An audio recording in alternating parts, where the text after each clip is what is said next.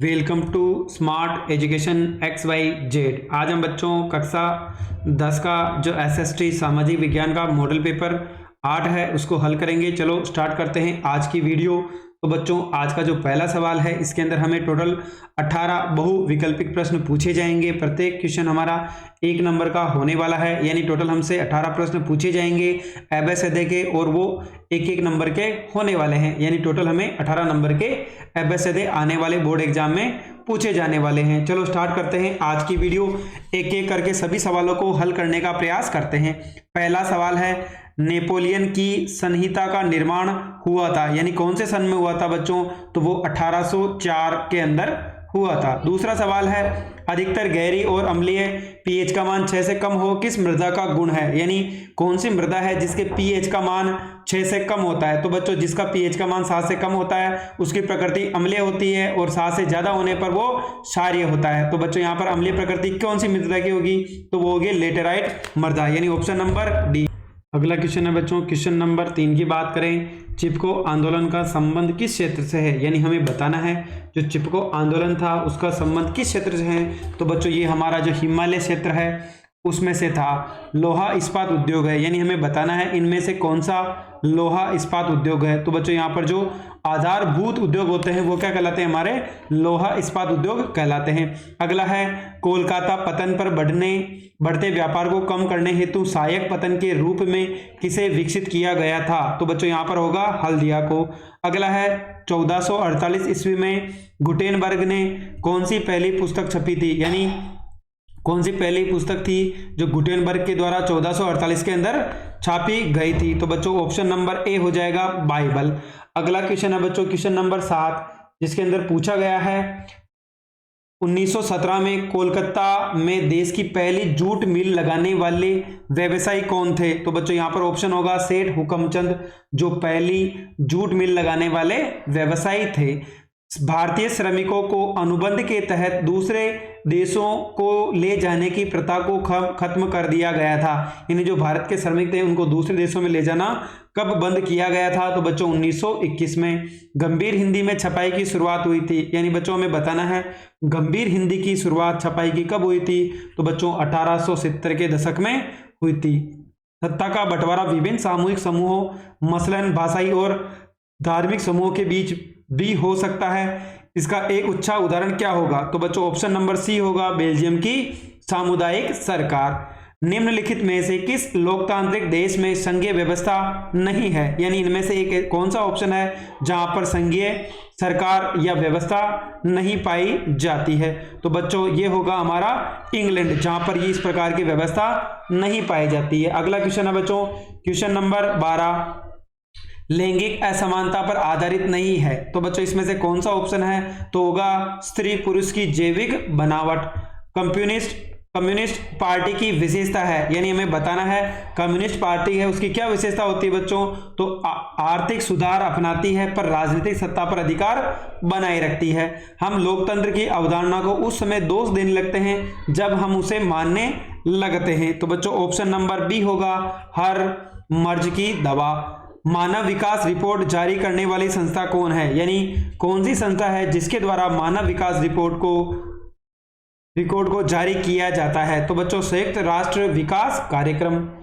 अगला है बच्चों क्वेश्चन नंबर 16, निम्न में से सही कथन कौन सा है? तो बच्चों अनौपचारिक क्षेत्र के ऋणदाता प्राय अधिक ब्याज वसूल करते हैं। जब नया गैस कनेक्शन लेने के लिए गैस डीलर उसके साथ एक चूल्हा भी देने के लिए आपका दबाव डालता है, तो यह दबाव हमारे जिस उपभोक्ता अधिकार का उल्लंघन करता है तो वो हो जाएगा बच्चों चुनने का अधिकार। कारगिल फूड्स किस देश की बहुराष्ट्रीय कंपनी है? तो बच्चों वो अमेरिका की बहुराष्ट्रीय कंपनी है जो बहुत सारे देशों के अंदर अपना व्यापार करती है। क्वेश्चन नंबर 2 है जिसके अंदर हमें टोटल रिक्त स्थान बच्चों 6 दिए जाएंगे। प्रत्येक प्रश्न 1 नंबर का होने वाला है, यानी टोटल हमसे 6 प्रश्न पूछे जाएंगे और उनका अंक विभाजन भी 6 नंबर का होगा। अगला है, में यूनान को एक स्वतंत्र राष्ट्र की मान्यता कब मिली थी? तो बच्चों ये 1832 ईस्वी में यूनान को एक स्वतंत्र राष्ट्र के रूप में मान्यता दी गई थी। जूट क्या है बच्चों? एक रेशेदार फसल है। कौन सी फसल है? एक रेशेदार फसल है। चलो बच्चों इसको थोड़ा सा सही कर लेते हैं, क्या हो जाएगा? एक रेशेदार फसल है। भारतीय व विदेशी सभी फिल्मों को प्रमाणित करने का अधिकार कौन से बोर्ड को है? तो बच्चों केंद्रीय फिल्म प्रमाणन। क्या हो जाएगा बच्चों? केंद्रीय फिल्म प्रमाणन क्या हो जाएगा इसका बच्चों? बोर्ड का नाम हो जाएगा। लोकतंत्र में शासन की अंतिम शक्ति किसके हाथ में होती है? तो बच्चों वो सब किसके हाथ में होती है? जनता के हाथ में। जूट एक है तो बच्चों तृतीयक फसल है। क्या हो जाएगी बच्चों? यहाँ पर तृतीयक फसल हो जाएगी। अगला क्वेश्चन की बात करो बच्चों, यहाँ पर क्वेश्चन नंबर, यहाँ पर बच्चों कुछ क्वेश्चंस रिपीट हो गए हैं, चलो एक बार इसको वापस हटा देते हैं बच्चों। अगला क्वेश्चन होगा हमारा 4 तो हमने कर लिए। 5वें क्वेश्चन की बात करें तो बच्चों एक बार इसको स्क्रॉल कर लेते हैं। क्षेत्र अन्य क्षेत्रों के विकास में मदद करते हैं। तो बच्चों जो तृतीयक क्षेत्र होते हैं वो क्या करते हैं? दूसरे विकास के जो क्षेत्र है वहां पर मदद करते हैं। वैश्वीकरण से धनी उपभोक्ता और कुशल शिक्षित एवं धनी उत्पादक हुए हैं। तो बच्चों यहाँ पर क्या हो जाएगा? लाभान्वित हुए हैं। क्या हो जाएगा बच्चों? लाभान्वित हुए हैं। अगला है बच्चों, यहाँ हमें टोटल 12 प्रश्न पूछे जाएंगे अति लघुत्तरात्मक, जिनका उत्तर हमें एक लाइन के अंदर देना है। चलो हम देख लेते हैं एक एक करके सभी सवालों को हल करने का प्रयास करते हैं। यहाँ पे लिखा हुआ है होसे से आप क्या समझते हैं? तो बच्चों त्रिनिदाद में मुहर्रम के वार्षिक जुलूस को एक विशाल उत्सवी मेले का रूप दिया गया है, जिसे हम होसे के नाम से जानते हैं। यानी बच्चों त्रिनिदाद एक देश है जहां पर जो मुहर्रम का उत्सव होता है उसको जब बड़े पैमाने पर मनाया जाता है या उत्सव मनाया जाता है उसको हम होसे के नाम से जानते हैं। उस देश का नाम लिखिए जो लंबे समय तक मुद्रण सामग्री का प्रमुख उत्पादक रहा है। तो बच्चों वो हो जाएगा हमारा चीन देश। इंग्लैंड में सस्ती किताबों को किस नाम से जाना जाता है? तो बच्चों इंग्लैंड में सस्ती किताबों को पेनी चेप बुक्स, क्या हो जाएगा बच्चों? पेनी चेप बुक्स के नाम से जाना जाता है।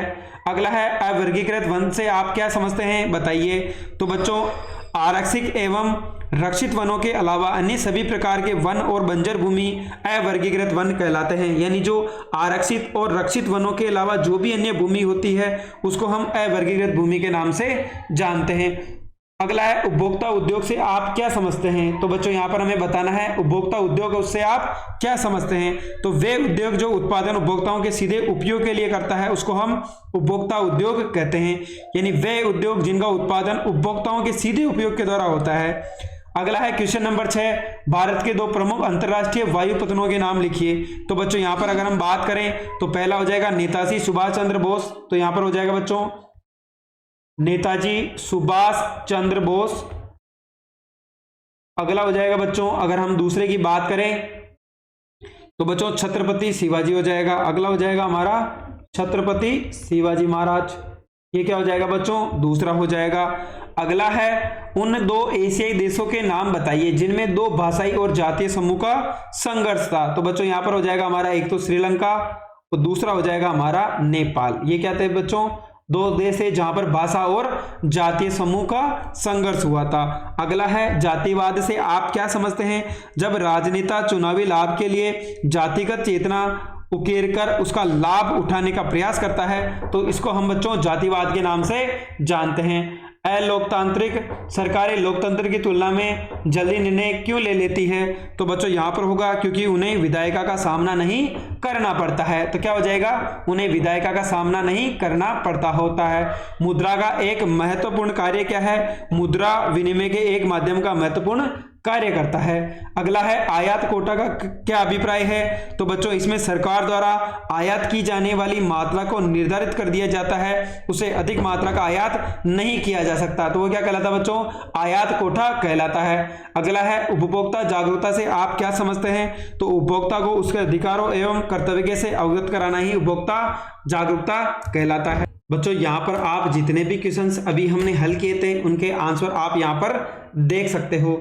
यहाँ पर बच्चों जो तीसरा नंबर का क्वेश्चन था जिसके अंदर हमें अति लघुत्तरात्मक प्रश्न पूछे गए थे सभी के आंसर आपको यहाँ पर क्वेश्चन के नीचे मिल जाएंगे। चलो अगला सवाल देख लेते हैं। अगला सवाल है बच्चों जोल वेराइन पर एक संक्षिप्त टिप्पणी लिखिए। तो बच्चों 1834 ईस्वी में प्रसा की पहल पर जोल वेराइन नामक एक शुल्क संघ की स्थापना हुई थी जिसमें अधिकांश जर्मन राज्य शामिल हो गए थे। इस संघ ने शुल्क अवरोधों को समाप्त कर दिया और मुद्राओं की संख्या 2 कर दी गई जो उससे पहले 30 से ऊपर थी। इससे आर्थिक दृष्टि से समस्त जर्मनी एक हो गई। भारतीय कृषक वैश्विक आर्थिक महामंदी से किस प्रकार प्रभावित हुआ था? तो बच्चों क्वेश्चन नंबर 5 का आंसर होगा भारतीय कृषक वैश्विक आर्थिक महामंदी से निम्न प्रकार प्रभावित हुए। कृषि उत्पादों की कीमतों में तेजी से कमी आई, लेकिन सरकार ने लगान वसूली में छूट नहीं दी, इससे किसान कर्जे में डूब गए। कच्चे पटसन की कीमतों में भारी गिरावट आने से किसान बुरी तरह प्रभावित हुए। क्वेश्चन नंबर 6 है, गांधी जी के अनुसार संसाधन ह्रास के लिए कौन उत्तरदायी है? संसाधन संरक्षण के लिए वे क्या चाहते थे? तो गांधी जी के अनुसार विश्व स्तर पर संसाधन ह्रास के लिए लालची और स्वार्थी व्यक्ति तथा आधुनिक प्रौद्योगिकी की शोषणात्मक प्रवृत्ति जिम्मेदार है। वे अत्यधिक उत्पादन के विरुद्ध थे, इसके स्थान पर अधिक बड़े जन समुदाय द्वारा उत्पादन के पक्षधर थे। अगला क्वेश्चन है बच्चों क्वेश्चन नंबर 7, गहन जीविका कृषि से आप क्या समझते हैं? स्पष्ट कीजिए। तो गहन जीविका कृषि श्रम गहन खेती है, इसमें अधिक उत्पादन के लिए अधिक मात्रा में जैव रासायनिक निवेशों और सिंचाई का प्रयोग किया जाता है। यह उन क्षेत्रों में की जाती है जहां भूमि पर जनसंख्या का दबाव अधिक। अगला सवाल है बच्चों क्वेश्चन नंबर 8 की बात करें तो इसके अंदर हमें पूछा गया है सत्ता के क्षैतिज वितरण और ऊर्ध्वाधर वितरणों में कोई दो अंतर बताइए। तो क्षैतिज वितरण में सरकार के एक ही स्तर पर सत्ता का वितरण होता है, जबकि ऊर्ध्वाधर वितरण में सत्ता का वितरण विभिन्न स्तरों में होता है। क्षैतिज वितरण में एक ही स्तर पर सरकार के अंगों के बीच सत्ता का बंटवारा होता है, जबकि ऊर्ध्वाधर वितरण में सरकार की शक्तियों का विभाजन विभिन्न स्तरों के बीच में होता है। क्वेश्चन नंबर 9, सामुदायिक राजनीति से आप क्या समझते हैं? तो सांप्रदायिक राजनीति का अर्थ है राजनीति में धर्म का इस तरह प्रयोग हो कि एक धर्म दूसरे धर्म से श्रेष्ठ है। इनके निम्न रूप है तथा जब धर्म को राष्ट्र का आधार मान लिया जाता है, जब राज्य अपनी सत्ता का प्रयोग किसी एक धर्म के पक्ष में करने लगता है। तो बच्चों ये सांप्रदायिक राजनीति का अर्थ हो जाएगा। किसी अर्थव्यवस्था के द्वितीय क्षेत्र को स्पष्ट कीजिए। किसी अर्थव्यवस्था के द्वितीय क्षेत्र की गतिविधियों के अंतर्गत प्राकृतिक उत्पादों को विनिर्माण प्रणाली के जरिए अन्य रूपों में परिवर्तित किया जाता है, जैसे गन्ने से गुड़ चीनी का उत्पादन करना है। यह क्षेत्र उद्योगों से जुड़ा होता है, अतः इसे औद्योगिक क्षेत्र भी कहा जाता है। अंतिम वस्तुओं एवं मध्यवर्ती वस्तुओं में दो अंतर बताइए। तो बच्चों अंतिम वस्तु और मध्यवर्ती वस्तु में अंतर, वे वस्तुएं जो उपभोक्ताओं तक पहुंचती है अंतिम वस्तुएं कहलाती है। ऐसी वस्तुएं जो अंतिम वस्तुओं तथा सेवाओं के निर्माण में प्रयुक्त की जाती है मध्यवर्ती वस्तुएं कहलाती है। अंतिम वस्तुओं का मूल्य सकल घरेलू उत्पाद में शामिल किया जाता है, यानी उसको जीडीपी के अंदर शामिल किया जाता है। मध्यवर्ती वस्तुओं का मूल्य अंतिम वस्तुओं के मूल्य में पहले से शामिल करना है, अतः इसे सकल घरेलू उत्पाद में नहीं जोड़ा जाता है, यानी इसको जीडीपी के अंदर नहीं गिना जाता है। अगला है बच्चों उदाहरण बिस्किट, ब्रेड, रेडीमेड कपड़े आदि। उदाहरण गेहूं, कपास, सीले कपड़े आदि। ये क्या हो जाएंगे बच्चों? हमारा अंतिम वस्तुएं और मध्यवर्ती वस्तुओं के बीच में एक अंतर हो जाएगा। अगला सवाल है बच्चों क्वेश्चन नंबर 12 की बात करें तो यहां पर है वैश्वीकरण के भारतीय अर्थव्यवस्था पर पड़ने वाले कोई दो सकारात्मक प्रभाव को समझाइए। तो वैश्वीकरण से बड़े उद्योगों को अधिक अपना विस्तार करने का अवसर मिला है तथा देश के उपभोक्ताओं को कम कीमत पर अधिक गुणवत्ता वाली वस्तुएं प्राप्त होती है। वैश्वीकरण के फलस्वरूप बहुराष्ट्रीय कंपनियों के आगमन से रोजगार के नए अवसर सर्जित हुए हैं। अगला है विकास की धारणता को अपने शब्दों में स्पष्ट कीजिए। तो विकास की धारणता का अर्थ है विकास के स्तर को ऊंचा उठाना तथा विकास के वर्तमान प्रकार एवं स्तर को भावी पीढ़ी हेतु बनाए रखने से है। इस हेतु हमें नवीनीकरणीय तथा गैर नवीनकरणीय साधनों का सोच समझकर उपयोग करना होगा ताकि वे भावी पीढ़ी हेतु बच सके। विकास की धारणता से पर्यावरण संरक्षण तथा पारिस्थितिकीय संतुलन को भी बल मिलता है। खंड से है बच्चों जिसके अंदर हमें दीर्घ उत्तरीय प्रश्न पूछे जाएंगे, जिनकी संख्या बच्चों हमें 4 होने वाली है और प्रत्येक का हमें 100 शब्दों में आंसर देना है। 19वीं शताब्दी में भारतीय बुनकरों को किस समस्याओं का सामना करना पड़ा था? अथवा का प्रश्न है दो जादूगर चित्र द्वारा क्या दर्शाया गया है? तो बच्चों दोनों का आंसर हम देख लेते हैं। पहला है बच्चों पहले का आंसर होगा 19वीं शताब्दी में भारतीय बुनकरों को निम्नलिखित समस्याओं का सामना करना पड़ा। बुनकरों का निर्यात बाजार नष्ट हो रहा था और स्थानीय बाजार सिकुड़ रहा था। स्थानीय बाजार में मैनचेस्टर के आयातित मालों की भरमार थी।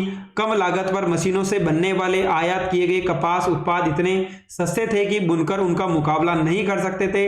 1850 के दशक तक देश के अधिकांश बुनकर प्रदेशों में गरीबी तथा बेरोजगारी फैल गई थी। 1860 के दशक में अमेरिका में युद्ध गृह आरंभ होने पर भारतीय बुनकरों के लिए कच्चा माल मिलना अत्यंत कठिन हो गया। उन्हें मनमानी कीमत पर कच्ची कपास खरीदना पड़ता था। इस स्थिति में बुनकरों के लिए जीवन निर्वाह करना कठिन हो गया था।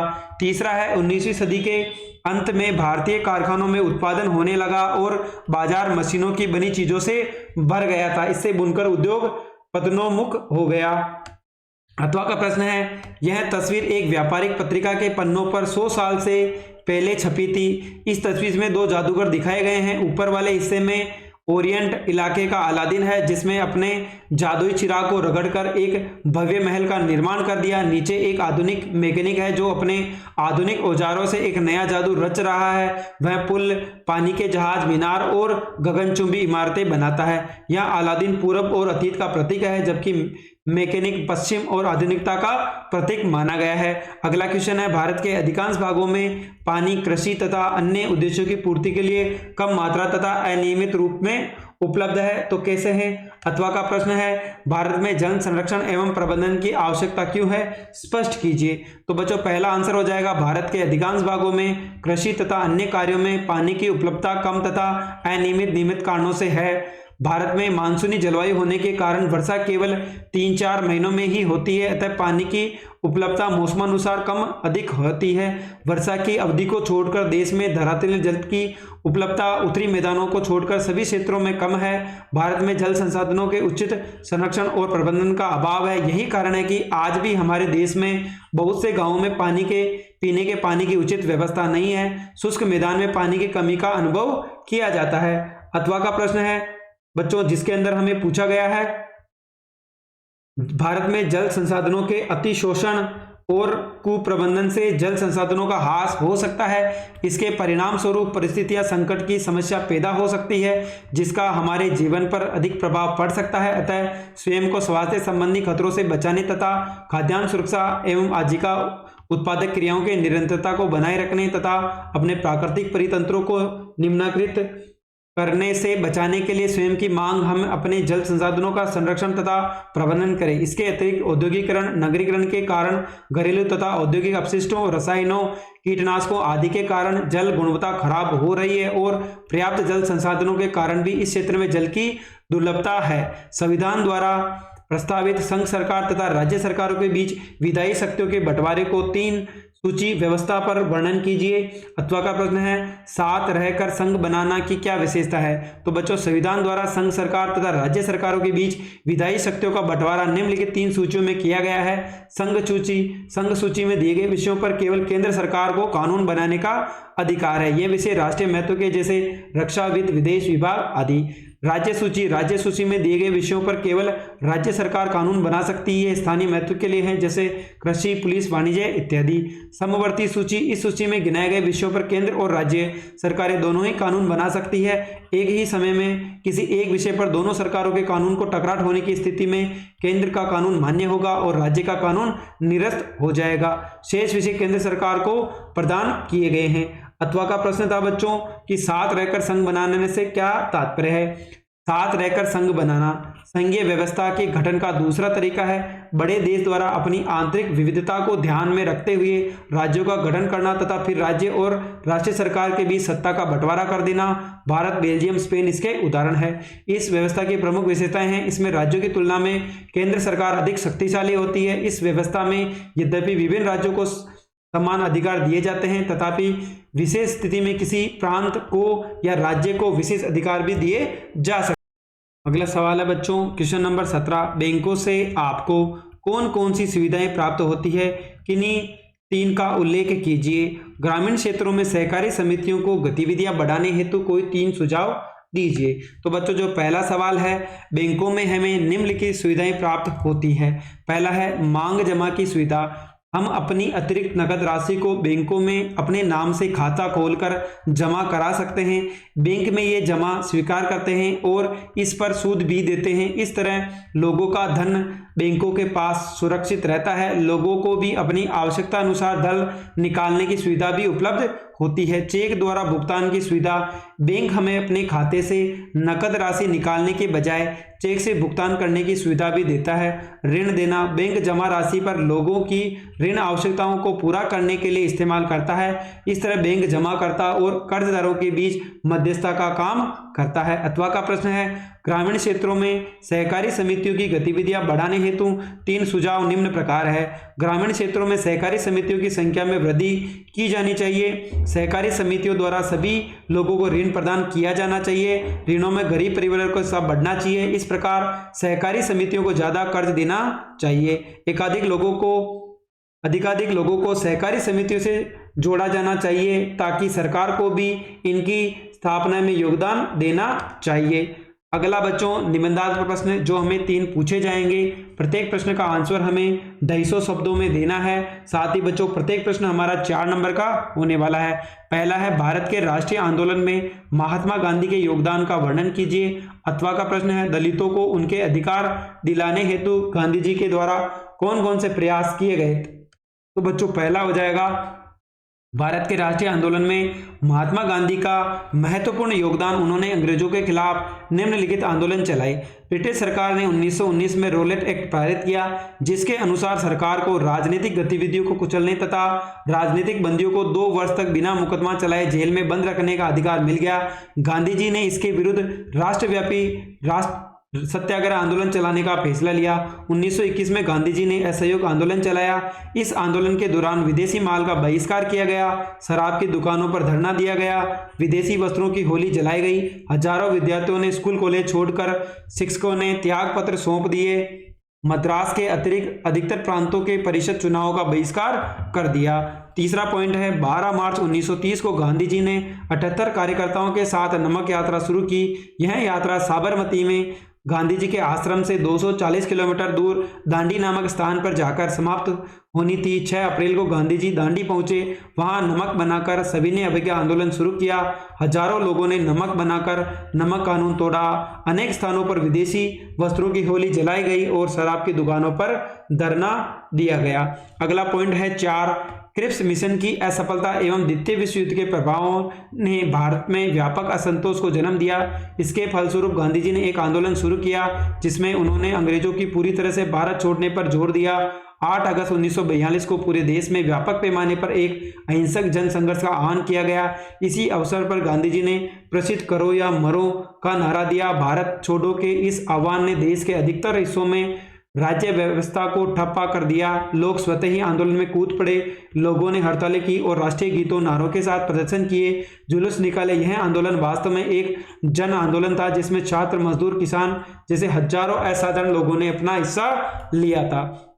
बच्चों अगला सवाल है जिसके अंदर हमें अथवा वाला प्रश्न पूछा गया है। इसी के अंदर हमें दोनों में से कोई एक सवाल करना था। तो बच्चों अथवा का बात करें तो बच्चों यहाँ पर अगला सवाल है बच्चों, इसके अंदर अथवा का प्रश्न था, महात्मा गांधी का मानना था कि अस्पृश्यता यानी छुआछूत को खत्म किए बिना 100 साल तक भी स्वराज की स्थापना नहीं की जा सकती। अतः दलितों को उनके अधिकार दिलाने हेतु निम्न कार्य किए। महात्मा गांधी ने दलितों को हरिजन यानी ईश्वर की संतान बताया। उन्हें मंदिरों, सार्वजनिक तालाबों, सड़कों और कुओं पर समान अधिकार दिलाने के लिए सत्याग्रह किया। मेला ढोने वालों के काम को प्रतिष्ठा दिलाने हेतु वे खुद शौचालय साफ करने लगे। महात्मा गांधी ने उच्च जातियों का आह्वान किया कि वे अपना हृदय परिवर्तन करें और अस्पृश्यता के पाप को छोड़े। उन्हें दलितों को राजनीतिक रूप से सशक्तिकरण की दिशा में डॉक्टर अंबेडकर के साथ पुनः पैक्ट किया। इससे दलित वर्गों को केंद्रीय तथा प्रांतीय विधायकों में आरक्षण मिला। पुनः पैक्ट, दलितों के प्रसिद्ध नेता डॉक्टर अंबेडकर ने दलितों के लिए विधानसभाओं में पृथक निर्वाचन क्षेत्र की व्यवस्था करने की मांग की थी। साथ ही दलितों के लिए अलग निर्वाचन क्षेत्रों के सवाल पर दूसरे गोलमेज सम्मेलन में गांधी जी के साथ डॉक्टर अंबेडकर का काफी विवाद हुआ। जब ब्रिटिश सरकार ने अंबेडकर की मांग मान ली तो गांधी जी ने इसका विरोध किया और आमरण अनशन पर बैठ गए। उनका मत था कि दलितों के लिए अलग निर्वाचन क्षेत्रों की व्यवस्था से समाज में उनके एकीकरण की प्रक्रिया धीमी पड़ जाएगी। अतः अंबेडकर ने गांधी जी की राय मान ली और सितंबर 1932 में डॉक्टर अंबेडकर तथा गांधी जी के बीच एक समझौता हो गया। समझौता हो गया जिसे पूना पैक्ट कहते हैं। इसके अनुसार दलित वर्गों को प्रांतीय एवं केंद्रीय विधान परिषदों में आरक्षित सीटें मिल गई, परंतु उनके मतदान सामान्य निर्वाचन क्षेत्रों में ही होने वाला था। क्वेश्चन नंबर 19 है बच्चों यहाँ पर, जिसके अंदर भारत में राजनीतिक दल पर एक लेख लिखिए। अथवा का प्रश्न है, राजनीतिक दल से आप क्या समझते हैं? दल महिलाओं को पर्याप्त टिकट क्यों नहीं देती है, समझाइए। तो भारत में राजनीतिक दल, भारत में बहुदलीय व्यवस्था है। यहाँ बहुदलीय व्यवस्था होने के कारण ये भी 2-3 पार्टियां इतने बड़े मुल्क की सारी सामाजिक और भौगोलिक विविधताओं को समेटने में सक्षम है। 2 तरह की राजनीतिक पार्टियां हैं, राष्ट्रीय राजनीतिक पार्टियां और क्षेत्रीय राजनीतिक पार्टियां। तो बच्चों पहला है हमारी राष्ट्रीय राजनीतिक पार्टियां। चुनाव आयोग के अनुसार अगर कोई दल लोकसभा चुनाव में पड़े कुल वोट का 4 राज्यों के विधानसभाई चुनाव में पड़े गए कुल वोटों का 6% प्राप्त करता है, तो लोकसभा के चुनाव में कम से कम 4 सीटों पर जीत करता है, 4 सीटों पर जीत दर्ज करता है, तो उसे राष्ट्रीय दल की मान्यता मिलती है। इस हिसाब से सन 2019 में भारत में 7 राष्ट्रीय स्तर की मान्यता प्राप्त है। भारतीय राष्ट्रीय कांग्रेस, भारतीय जनता पार्टी, बहुजन समाज पार्टी, भारतीय कम्युनिस्ट पार्टी, मार्क्सवादी CPIM, भारतीय कम्युनिस्ट पार्टी CPI, राष्ट्रवादी कांग्रेस पार्टी तथा all India Trinamool Congress party. तो बच्चों अगला है हमारा अथवा का प्रश्न है, राजनीतिक दल। राजनीतिक दल लोगों का एक ऐसा समूह है जो चुनाव लड़कर सरकार में राजनीतिक सत्ता हासिल करने के उद्देश्य से कार्य करता है। यह संपूर्ण राष्ट्र के हितों को ध्यान में रखकर कुछ नीतियां और कार्यक्रम तय करता है। राजनीतिक दल महिलाओं को पर्याप्त टिकट नहीं देता है क्योंकि बहुत कम संख्या में ऐसी महिलाएं हैं जो राजनीति में दिलचस्पी लेती है। भारत में ज्यादातर जनसंख्या गांवों में निवास करती है। यह अधिकांश महिलाएं आज भी अशिक्षित है तथा उनके राजनीतिक जागरूकता का अभाव है। हमारा समाज पुरुष प्रधान देश समाज है और पुरुष प्रधान समाज महिलाओं को आगे न बढ़ाकर पुरुष को ही आगे बढ़ाता है। उदाहरण के लिए पंचायतों में आरक्षण के कारण चुनाव हुई महिलाएं अपना कार्य घर में पुरुषों, पति पत्नी, भाई आदि के कहने पर अनुसार ही करती है। दलों को आंतरिक लोकतंत्र की कमी भी इसका महत्वपूर्ण कारण है। दूसरा है क्षेत्रीय राजनीतिक दल। जब कोई पार्टी राज्य विधानसभा के चुनाव में पड़े कुल मतों का 6% या उससे अधिक हासिल कर ले और कम से कम 2 सीटों पर जीत दर्ज कर ले तो अपने राज्य के राजनीतिक दल में मान्यता प्राप्त मिल जाती है। प्रांतीय दल तथा क्षेत्रीय दल कहा जाता है।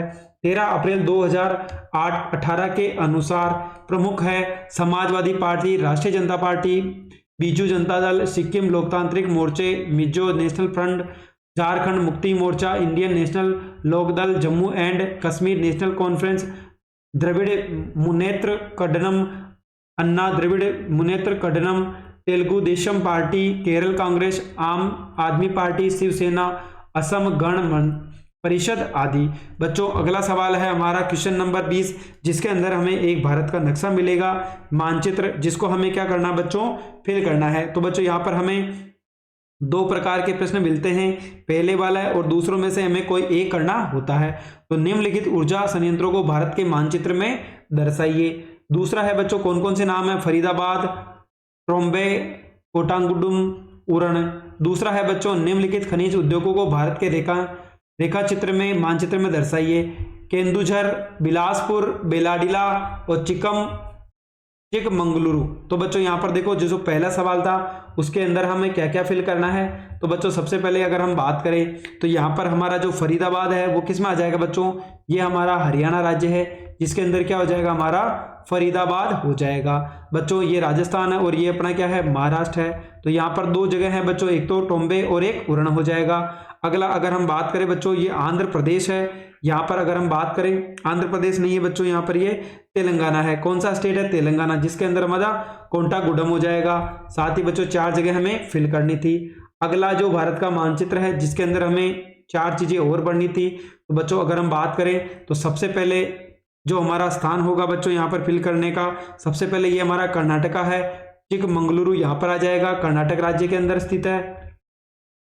अगला है बच्चों अगर हम बात करें यहाँ पर जो हमारा छत्तीसगढ़ है, इसके अंदर हमें 2 जगह भरनी है। कौन सा हो जाएगा, बिलासपुर, बेलाडीला।